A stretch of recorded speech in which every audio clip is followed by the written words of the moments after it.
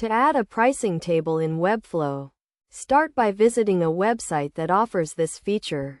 Once there, select the first option, which is likely to be a pricing table service. Log into your account, or create one if you don't already have it. Use the search bar to find pricing table and select it. You will then be given template options, including a pricing grid, pricing columns, and comparison tables for service plans. Choose the basic pricing grid template and click Continue to customize the layout.